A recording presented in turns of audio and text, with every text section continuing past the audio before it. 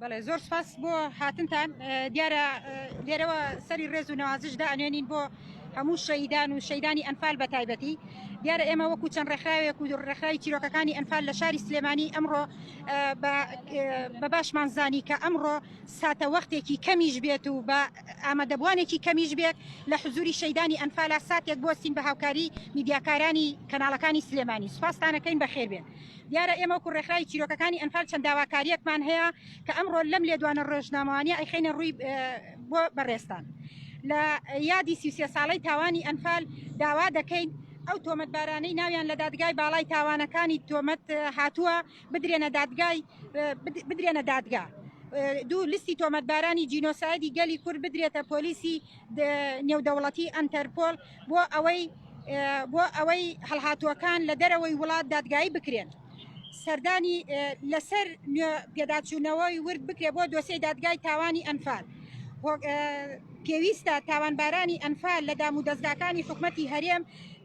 وەک تاوانبار سیر بکرێت و بە تایبەتی لە وەزارەتی داد و ئەنجومەنی دادوەری داواکاری گشتی جێبەجێکردنی بڕیاری دادگایی بۆ خۆی تاوانبارە بە تایبەتیش لەلایەن لقەکانی دەرەوەی حکومەتی هەرێمی کوردستان پێویستە بڕیارەکانی دادگای باڵای تاوانەکانی عێراق جێبەجێ بکرێت بە یاسای تایبەتی حکومەتی هەرێمی کوردستان سکالاکاران و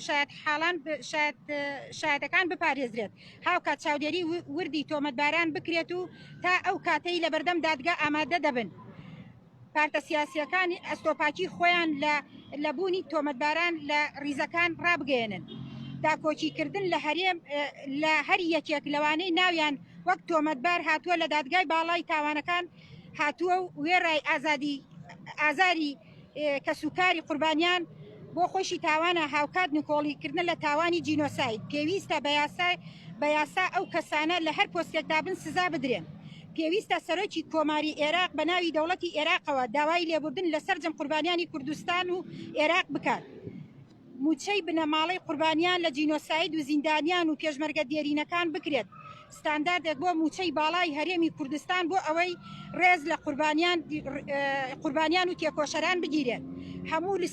هەموو لیستەکانی موچەی شەیدان و جینۆساید و برینداری چەکی کیمیایی زیندانیانی سیاسی پێشمەرگە دێرینەکان بڵاو بکرێتەوە لە بوونی گەندەڵی لە ناو تۆمەتباران پاک بکرێتەوە ئەو پارتانەی کوردستان بەشێکە لە شەڕی عێراق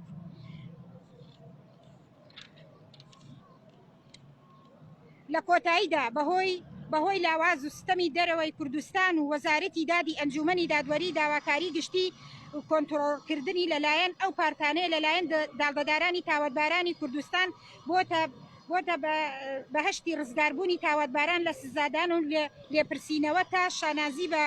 ڕابردووی خیانەتی خۆیانەوە دەکەن و هاوشانی دەسەڵاتداران پرۆژە دەکەنەوە و لە سەردەمی کۆرۆنادا مەراسیمی گەورەیان بۆ ساز دەکرێت و وەک شۆڕژگێر نیشان دەدرێت و تەرمەکانیان بە ئاڵای کوردستان دەپێچرێتەوە ئەمەش بۆ خۆی سوکایەتیە بە قوربانیانی جینۆساید و ئەنفال ڕێکخراوەکانی